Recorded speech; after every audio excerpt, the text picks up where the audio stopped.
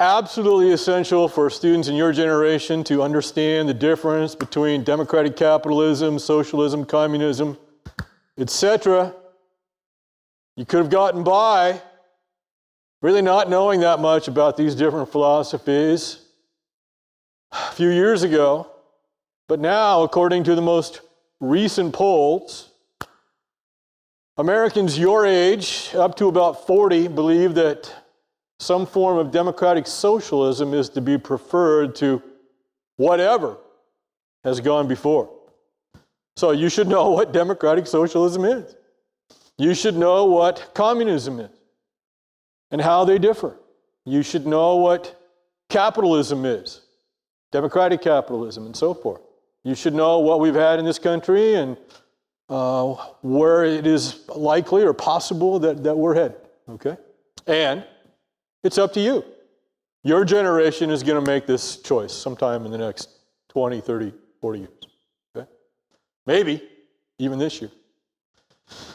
So, I have done my level best to put those philosophies in there in very understandable terms without indicating which is the right one. So don't try to look for my imprint there as to direct you one way or the other. I did everything I could to keep that out of there. It's not that I don't have opinions. It's just that within reason, I'm not here to try to convince you that I'm right or you should be like me. Quite the contrary. I just want you to understand what's going on. And as you'll see in just a minute, the lecture I'm about to give you is completely appropriate to or relevant to 100 years into the future. Americans just after the First World War dealing with the socialism, communism, capitalism issue. So, the more things change, right? When I was in grad school, way back in the 20th century, I remember a conversation with my primary mentor, Dr. Robert Burke. And we had just finished studying World War I, I think, and I said, well, let's move on to World War II, or at least the Great Depression. And he said something along the lines of, whoa. We got to study the 1920s before we get to the Great Depression, the 1930s, and the Second World War. And I must have had a downcast look on my face, what my wife calls puppy dog eyes when I don't get my way. And he said, no, the 1920s are absolutely crucial for understanding modern America, or words to that effect. And so I said, okay, all right, let's do it. And so we did for I don't know how many months and how many books and so forth. But now, as I look back on it, it was one of those telling moments of my education. Obviously, I remember that moment. And now I'm going to tell you that this is one of my favorite lectures, the 1920s. I never would have imagined that. But there is a lot going on in the 1920s, and the 20s set up what happens in the 1930s. And again, 100 years into the future, some of the same issues being discussed.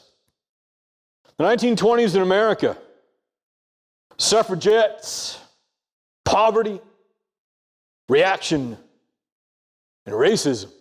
Something for everybody. If to pardon my sense of humor. By the way, you should also pardon my singing voice. Nobody was more surprised, I think it was Tuesday, when I broke out into song over here, because I had never done that before, and I was not planning on doing that. Something just kind of took over. Must have been the rhythm of listening to that before class. It just came out.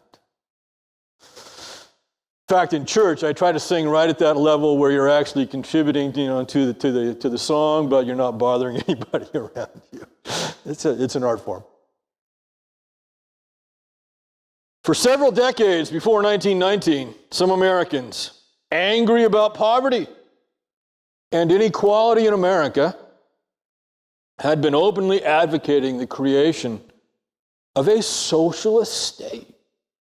Let's move away from capitalism and move into socialism. Socialism means the government owns the larger businesses and the utilities under a democratic government, democratic socialism. There's also a large social welfare system, government system to help people with food and housing and so forth. Right? The purpose of socialism is to create a more egalitarian society. The basic argument behind the socialist issues is that America, or any other state for that matter, is too unequal. We should be closer together in terms of economic income. So economic inequality is the issue. Many of these people who were socialists were intellectuals, academics, professors in the universities. Nowhere near a majority back in those days, but there were definitely academics who were socialists and encouraged that in their students. Today, probably at least a majority and maybe even more of professors in America's colleges and universities across the country would identify with some level of socialism. But many of the others who were active in the labor movement were actually working in that movement, were associated with labor. And so there arose in America at this time a labor union called the Industrial Workers of the World. Industrial Workers of the World. The nickname was Wobblies. Nobody knows for sure where the nickname came from, but it was probably not a compliment. And the Wobblies, the industrial workers of the world, were determined to bring America more closely to a socialist system. They believed that that would benefit the workers. Most Americans were not fond of these radicals, that's what they called them, and these agitators. But most Americans usually ignored this element in America because it was relatively small. Relatively small. But when the IWW used violence, and this labor union was not above using violence to get its point across, or they threatened to use violence, middle-class Americans and even working-class Americans who did not agree with the Wobblies often responded violently as well. Such an event occurred in Everett, Washington in 1916,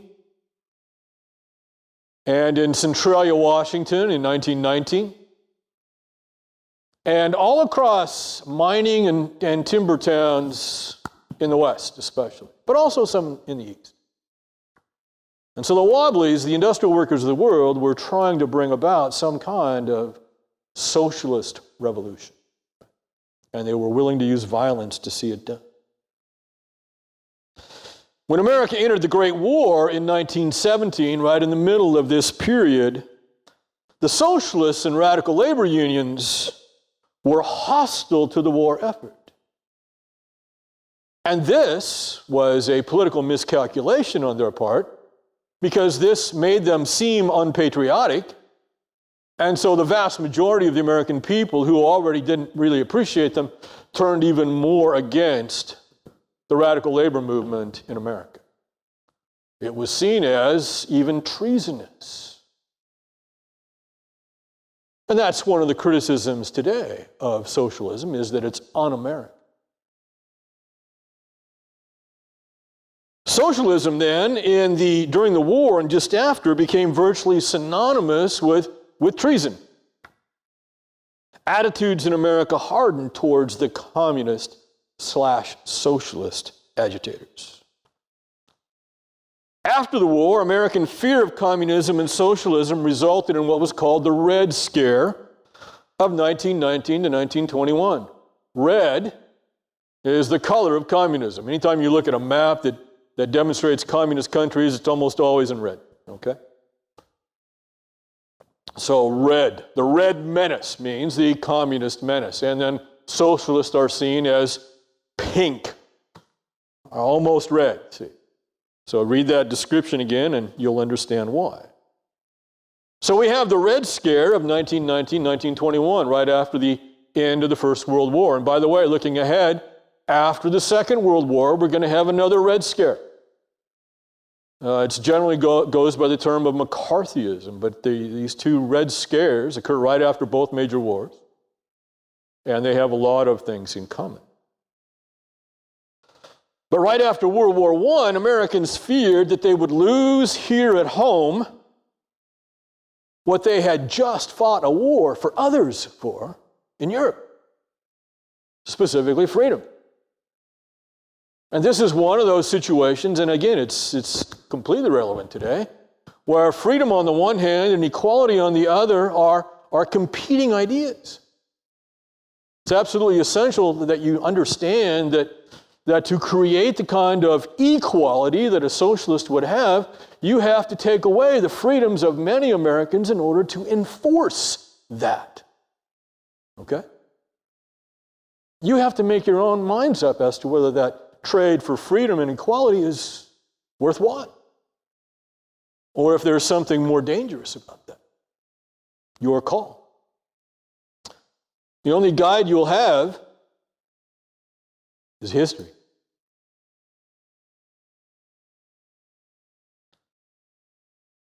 But you should know, as you study history on these things, that those who support the communist socialist agenda believe that, and they would tell you that, and here I'm trying to be as fair-minded as I can, that their system has not been adequately tried yet, so history is no guide.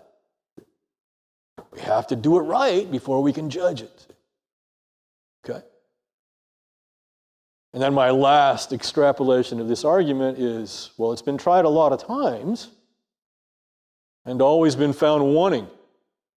How many times do you have to try it? There you go. You're going to have to answer those questions yourself. But back to our period just after the war in the 1920s. Unquestionably, Americans overreacted to the Red Scare. But there's almost nothing that human beings don't overreact to. That is just part of being human. We get angry, or we get frightened, or we love intensely, and what do? Overreact. You can almost always count on it. The pendulum is going to swing way out of bounds, but guess what? Get out of the way, because it's coming back, okay? It's going to swing back. Understand this about yourself and human nature. Will take you a long ways towards understanding life. So Americans overreacted. I'm shocked, right? But there were communist groups who wanted to change America radically. There were socialist groups, but they're not large in number. But they're very activist. So the American mindset immediately after the war to make the world safe for democracy was one of fear and reaction. Fear of anything foreign. We have a great word for that. Xenophobia. Fear of anything foreign. Well, communism is a foreign idea. Karl Marx, right? He's not an American. Okay. So xenophobia is the fear of anything foreign. And then there was also a reaction against real and perceived threats to American life. Okay. The Klan. At the other end of the political spectrum from the socialists and communists is the Ku Klux Klan. The Klan found fertile soil for growing its doctrines of hatred and racism in this American soil that was, frankly, frightening. They take advantage of the fear of Americans. Fear, again, of communism and socialism. Unlike the post-Civil War Klan, so the Klan arises right after the Civil War in the 1860s, and it arose in the South, and the purpose of the Klan in the South was to keep the newly freed blacks in their places, that is, afraid, and to keep them as a third-level citizen. Okay, that's the purpose of the Klan. They did it by terror. The Night Riders, they wore the sheets so they could not be identified. They would knock on the door of a black man's house, and if that black man was perceived as having misbehaved in some way, in other words, trying to act as an equal, then they would, at the very least, try to intimidate him, but oftentimes they would take him out of the house and lynch him there from a tree. Okay? Oftentimes. And this is going on then throughout most of this era of American history. Well, again, this is a moment of fear, of xenophobia, and so the Klan now has more Americans who are willing to listen to their message it's a warped Christianity, okay? Warped Christianity, racism, fear, the Ku Klux Klan. But unlike the Klan of the immediate post-Civil War days, the Klan of the 1920s blossoms, mushrooms, into a Klan that hates anything that wasn't what they said, 100% white Anglo-Saxon Protestant America. So now, the Klan is trying to get Americans to hate not just blacks, but anybody who's not white Anglo-Saxon Protestant America. So that would be Jews. That would be Asians out on the West Coast.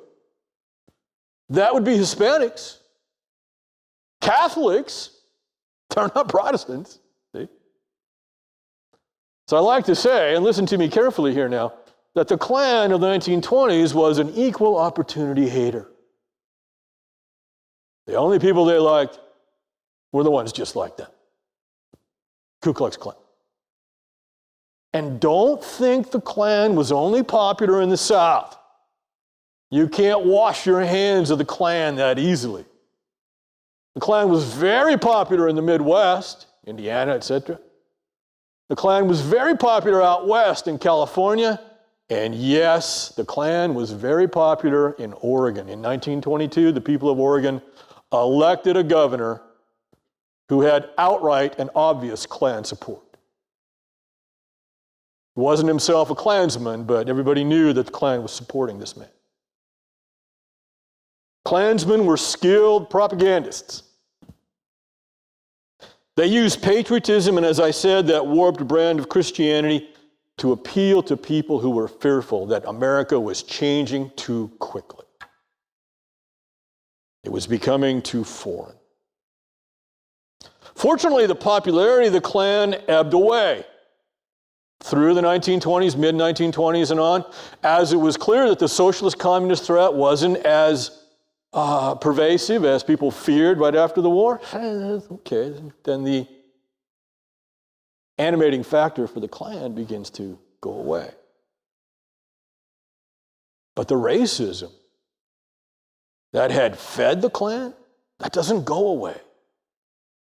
Indeed, the social system known as Jim Crow, which is slang for segregation, the segregation of all walks of life in the South, only became more firmly embedded in America in the 19-teens, 1920s, and 1930s, right during this period of time. America was at its racist height in the post-Civil War years in the 1930s. And even though the Klan, as I said, ebbs away in terms of a social organization, not completely away, but less significant, the racism that was the basis of the Klan's support stayed. While segregation of the Jim Crow variety was confined to the South, it's in the South where you see the signs, whites only or colored entrance or things like that. You don't see that in the North. Northerners are, in the 1930s then, committed to equality. No, they're just not overt about their racism, okay? Not as overt. If you were to go to a northern city, Portland, Detroit, Chicago, New York, Boston, blacks are not allowed to live scattered out throughout the white neighborhoods. They live in the black part of town. Portland, up through the 1960s, the black part of town was north and east, northeast Portland, okay? The freeway goes right down through the middle of Portland, and north and east, that's the black part of town, over by the Rose Garden, right? And then up in that area. If you're a black person, you tried to buy a house anywhere else, real estate agents wouldn't help you, people wouldn't sell to you. So racism was throughout the country. Again, the armed forces of the United States are segregated. In the Second World War, even more than they were in the First. Professional sports, segregated. College athletics, segregated. Blacks had their own college and professional leagues, but blacks didn't play Major League Baseball. Blacks didn't play in the NFL. Blacks didn't play at the University of Alabama or at the University of Washington. Either one. Not in this time. So, America is segregated based on race, North and South. It's just more overt in the South. There were, however, many great players in Major League Baseball in this golden age of the sport, 1920s, 1930s. And one of the most gifted baseball players in American history, perhaps the greatest baseball player, played for the New York Yankees from 1920 to 1935. And some of you are sitting there and you're saying to yourself, nah, this is probably not something that he really thinks is important. I don't know why he's doing this, but we can probably tune out for just a moment. This is on the text. No American who's had a college education should not know who Babe Ruth was. Can I say that any more forcefully? This is one of the touchstones of American culture. Babe Ruth. You can see what a slender, magnificent athlete he was. It's about the only thing that Babe and I have in common. Physique. Let me tell you about Babe Ruth. Again, he played for the New York Yankees from 1920 to 1935. He led the major leagues in home runs in 10 different seasons. Unheard of. In 1927, his great year, he hit 60 home runs in a 154-game schedule. No one else has ever done that without the benefit of steroids.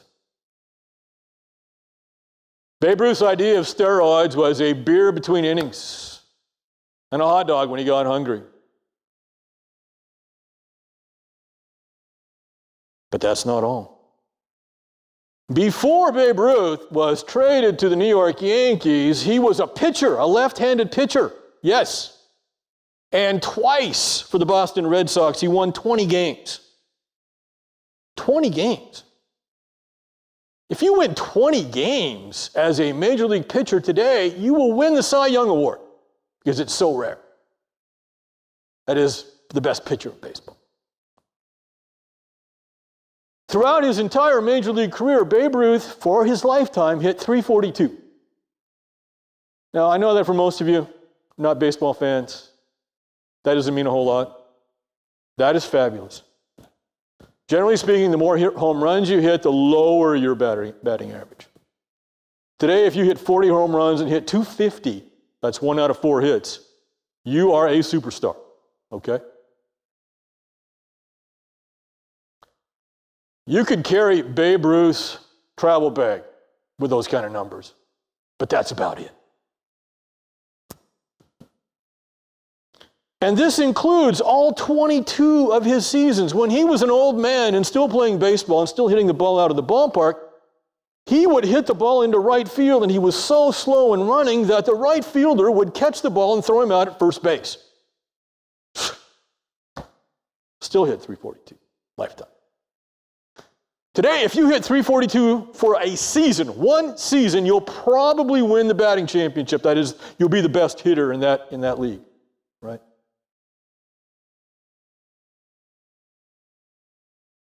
So Babe Ruth, fabulous pitcher, fabulous hitter for power, fabulous hitter for average. One of the greatest baseball players of all time. Farmers. It was a good thing entertainment was cheap in the 1920s because America's farmers were not doing well. During the war, farmers could not grow enough to meet the demand of the warring nations, Britain, France, and the United States. Imagine how many French farmers are no longer farming. They're in the French army. And the fields, of course, are destroyed by trenches and the war and so forth. And so there is a vast market for American agricultural produce. Prices were high. Times were good. Many farmers now, thinking this war is going to last a very long time, they took out loans so that they could buy more land or buy new equipment to help them grow more. So they took out loans. They're in debt now. After the war, which didn't last nearly as long, partly because the Americans arrived, European farmers were able to go back to work. Use of machines on farms increased, not only here in America, but throughout the world. And it's those machines now that are going to allow farmers to produce so much more. Okay? We have a technological revolution in farming in the teens and 20s. This is the kind of technological revolution that you are going to deal with your entire life. We know that it's not unlikely that you will prepare for one job and do that for a few years, and then it may well be that that job no longer exists, and you'll have to prepare again. Now, that's not a promise. It's not a guarantee, but it is a likelihood. So, farmers then are producing ever more. What is going to happen to the price of corn or wheat or pigs or anything else, milk, if farmers all over the world are producing massive quantities? Supply and demand, folks. If you have a lot of something and not enough demand, the price plummets. And this is part of the problem. Part of the beauty of a technological revolution is that the price of an Apple phone is not $4,000, it's $700. Because it's produced in mass. Okay? And that model in a year from now is not going to be $700, it's going to be $500, isn't it? You bet it is. Because a new model is coming out every other year. You see? Supply and demand. Industrial, technological revolution. This kind of thing is taking hold in the world now. And so now the prices that farmers are getting for their produce are dropping dramatically. That is not good news. All through the 20s, the entire decade now, this doesn't happen overnight. Entire decade, farm prices are going down. What to do about the farm disaster was easily the number one domestic problem in the United States. Number one domestic economic problem was what to do about the collapse of farm prices in the United States. Farmers in America were just too doggone good at what they did. They make so much, price goes down, can't make a living. Unfortunately, the federal government, the only entity large enough to do something about this problem, the federal government under Presidents Harding, Coolidge, and Hoover, 3 presidents, 12 years, was not able to solve the farm problem. They had ideas, they tried. You see, in a perfect capitalist system with no help from the government, what should have happened is that the farmers who couldn't make it, they go out of business, right? And so now they have to go to the cities and get jobs in the cities or whatever. But ultimately, you ought to have had fewer farms. Fewer farms. And then you would gradually have an equilibrium of supply and demand. And that's what these presidents kept saying. Let this thing work itself out. Meanwhile, you have a massive human crisis on your hand. People don't have enough to live on. You're just going to turn your heart to that and let that happen? And then you throw in the fact that this was not just a way to make a living, it's a way of life. Many Americans at this time could not remember a time, never knew a time when their parents, their grandparents, their great-grandparents were not farmers. This is how you live. This is what life was. Not going to walk away from that easily.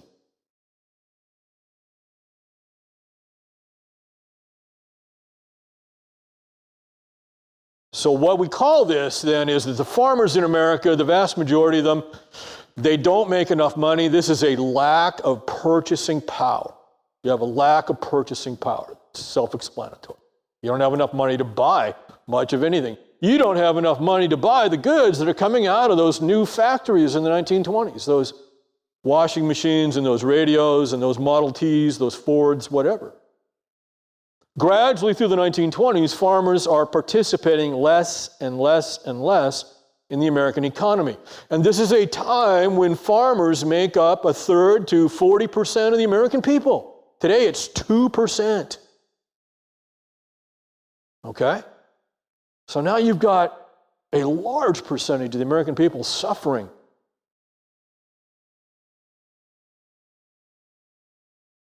And lacking purchasing power. Really, as I look back on it, the only surprising thing is that our economic system actually goes along quite fine for several years in the mid-1920s while this was taking place.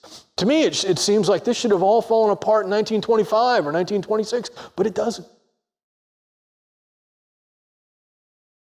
But a huge bust is coming.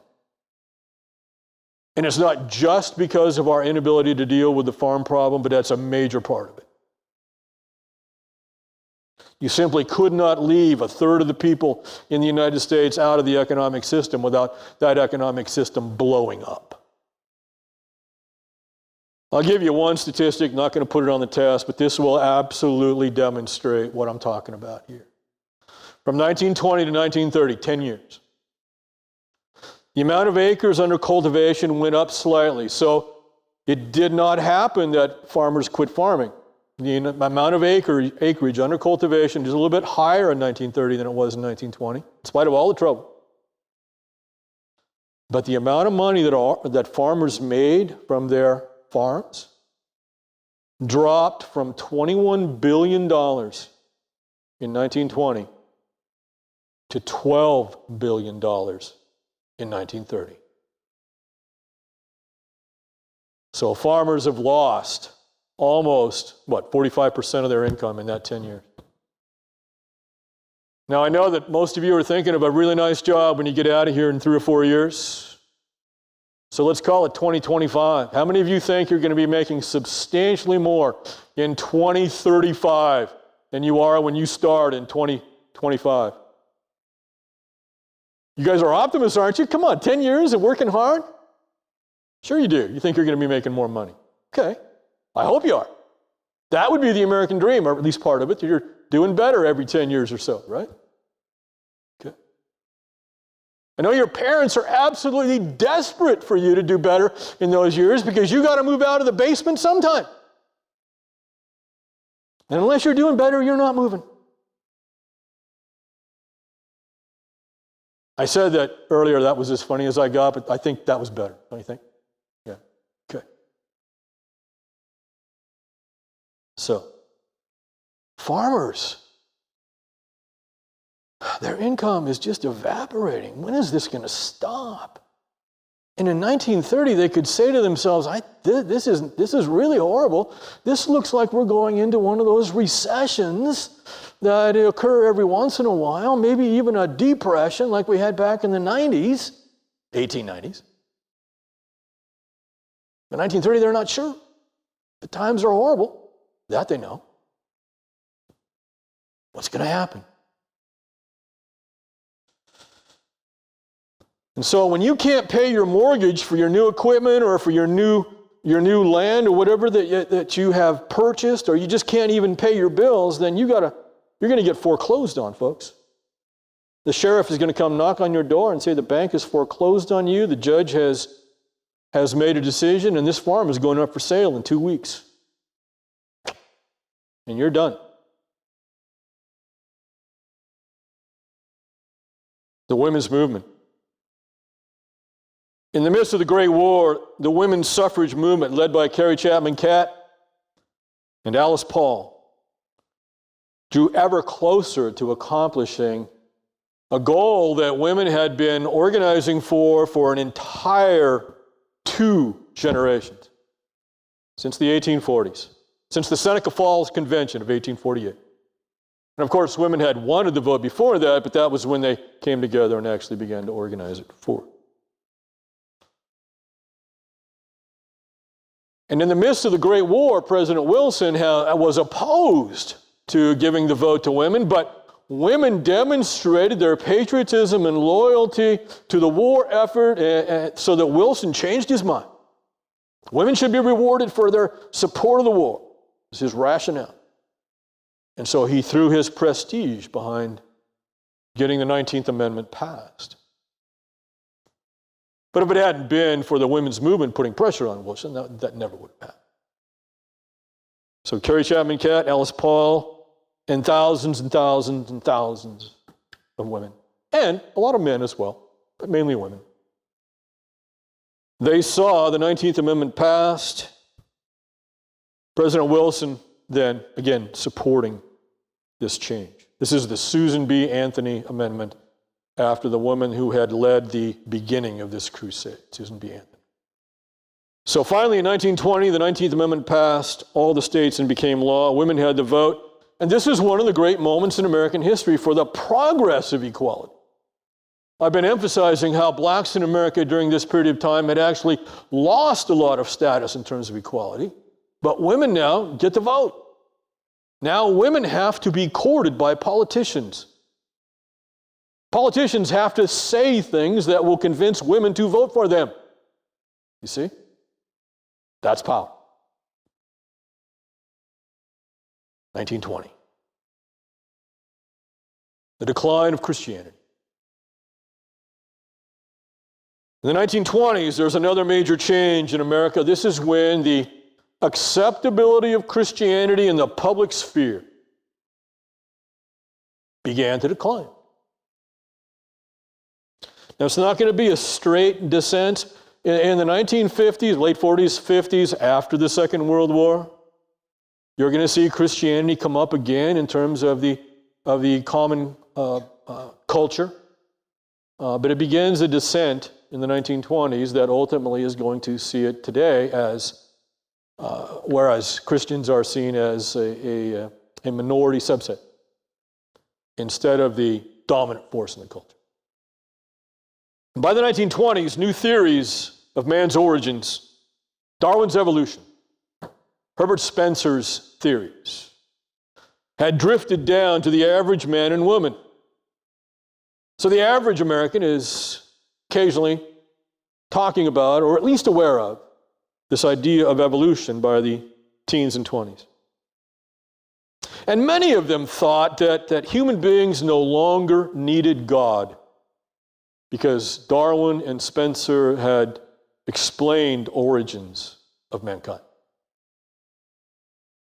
The focus of attention was directed in 1925 to the John Scopes trial in Tennessee. The Scopes trial. The famous defense attorney Clarence Darrow defended a Tennessee school teacher, John Scopes, against the charge of teaching evolution in Tennessee high school. So you've got to forget the world you live in order to understand this. You've got to go back 100 years. Christianity is the dominant cultural form 100 years ago. And in states all across the country, not just Tennessee, it was illegal to teach evolution in a public high school. Okay? The Christian idea of origins, Genesis, is what's taught. God created. And so John Scopes, who wasn't even a regular teacher, he was a substitute teacher, he decides to test this law. He knows what he's doing. So he started to teach evolution in this high school. Well, the school board then, of course, is going to get involved. It's a violation of state law. He's charged with breaking a law by teaching evolution. And Darrow comes down from Chicago to defend him. Clarence Darrow. I don't know how to compare Clarence Darrow to anybody in terms of the law, so I will go and use a sports analogy. Tom Brady. That's who this is. In terms of defense attorneys in the United States, this is the man that if you were accused of a capital crime and you were on trial for your life, it's Clarence Darrow you want. This is not a capital crime, folks. This is a $100 fine, I think, if I recall correctly. Not even jail time. So Clarence Darrow comes down to defend John Scopes. Now the prosecution, they need to have a huge star come in to offset Clarence Darrow. Probably the most famous Christian in the country was William Jennings Bryan. This is the man who had run for president 3 times on the Democratic ticket years ago, turn of the century, okay? In the summertime, he almost always, though, went around from camp meeting to camp meeting and preached the gospel. He's called by the prosecutors as an expert on the book of Genesis and the Christian idea of God's creation. But this is a very specific and detailed aspect of biblical exegesis that's being required here, and Bryan is not that. He's not an Old Testament scholar. He's not a New Testament scholar either. He's just an evangelist. And as I said, Darrow is one of the great legal minds, one of the great analytical minds in American jurisprudence. And he just humiliated Bryan on the witness stand as he cross-examined him. And since the trial is receiving national attention, it's covered by every major newspaper in the country and then the important magazines and so forth. Then the American people are reading about this. Scopes was found guilty. Darrow couldn't save him. Well, that wasn't really the point. It was all about the publicity, right? He had taught evolution. That was against the law, guilty. But what was put on trial was Christianity. Christianity and evolution were put on trial side by side. And the newspaper accounts of this was entirely favorable to evolution. This was the classic urban newspapers versus the country bumpkins of Tennessee. Okay? Our urban elites versus the uneducated people of rural America. And so the result of this trial is that evolution is found respectable. And Christianity, in the minds of many, is seen to be the religion of a bunch of morons. Okay. This doesn't change America overnight, but it begins a gradual change. So that today, almost 100 years later, Christianity is not the commonly accepted touchstone of culture that it was 100 years ago. Modernity, the birth of the modern. There's a great word, modernity. The 20s are unquestionably the decade of the birth of the modern era. In his brilliant analysis of that time, an English historian by the name of Paul Johnson, in his book called Modern Times, notes that the modern America begins in the 1920s. And Johnson argues that it was in this decade that America began to move in a new direction away from the values of the past. That is, the country began to abandon in significant numbers its Christian heritage for a new philosophy. A new philosophy that essentially placed faith in science to solve problems, and faith in man to make his own morality. It was in the 20s then that America started down a different road. So let me be clear, the idea that science will solve our problems and mankind makes his or her own morality, that is, you decide what's moral, okay? That is called secular, that is non-Christian, humanism, secular humanism. That is a secular view of life. Science will solve our problems, we'll make up our own morality, okay? In Christianity, The vast majority of Christians do not reject science. Some do. The vast majority don't reject science. They understand that science has a very central, important role to play. But ultimately, they still look to God to solve problems. Okay? Science can help along the way, but God ultimately is the source of our security, our faith. And they don't believe, they absolutely don't believe that human beings make their own morality. All right? Where does morality come from for Christians? From God, okay. And where does God speak to us? The Bible, all right? And then many Christians, Quakers, for example, believe also that God not only speaks to us in the Bible, through the Bible, but also directly into our hearts and minds, all right, through the light of the gospel, all right? So, but I don't know of any Christians who argue that we make up our own morality to meet the moment. See? Any questions about that? Any questions about the handout? Socialism, capitalism, democratic capitalism, and so forth. Communism. Yes. A little bit louder. Yeah, so Susan B. Anthony was one of the women who started the women's movement at Seneca Falls in 1848. She lived a very long time, but she doesn't make it until 1920 when that finally bore fruit.